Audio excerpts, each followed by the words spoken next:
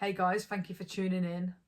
So just before I start going on to the topic that I'm going to talk about today, I just want to let everybody know that when I speak, I can only speak from a female's prison side of things, and only in the UK. Again, not all female prisons are the same. They're not all quite run the same, but they aren't too far apart either. I can't speak on a male side. I can only say things that I've heard from men that I do know that have been to prison, but I don't know factual if I do speak about a man's jail.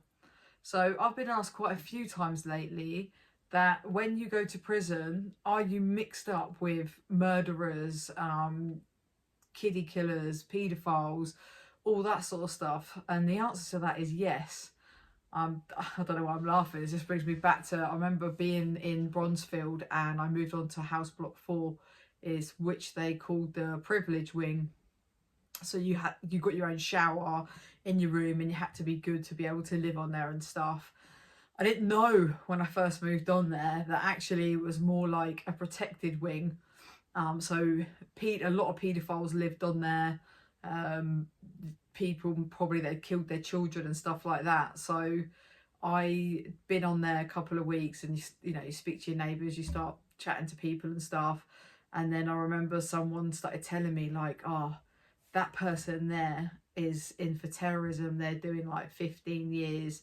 Her boyfriend, they were going to do a bomb in, one of them was in Reading. Don't quote me on that, but it was definitely, they was doing a bomb. It was her partner and she was involved in it and stuff.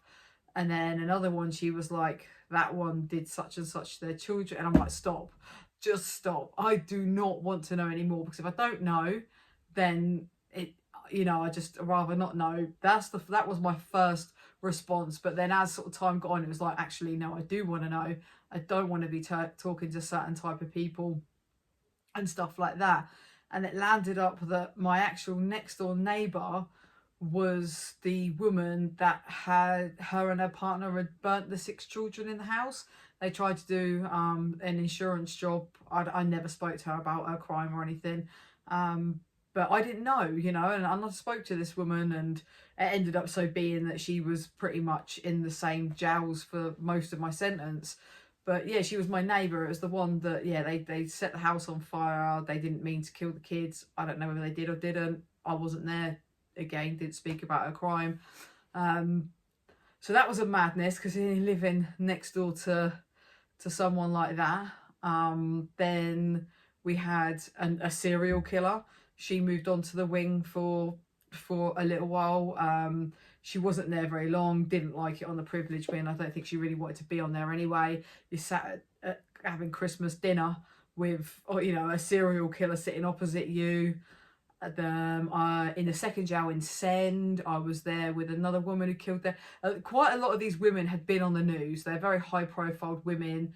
It was an absolute mixture. But yeah, you literally could be walking in front or behind of a serial killer, like again, baby killers, paedophiles, all that sort of people.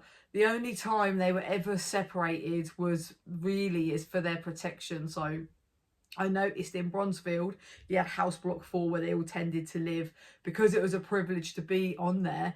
Nobody wanted to cause trouble. Nobody wanted to be kicked off. So nobody really started. They just didn't speak to these people, stayed away. And then in Send, you had J-Wing, which again, it was kind of like at the back of the prison, and you'd find a lot of the paedophiles and stuff, and that they would all live on there because nobody wanted to live on J-Wing. Everyone knew what it was about.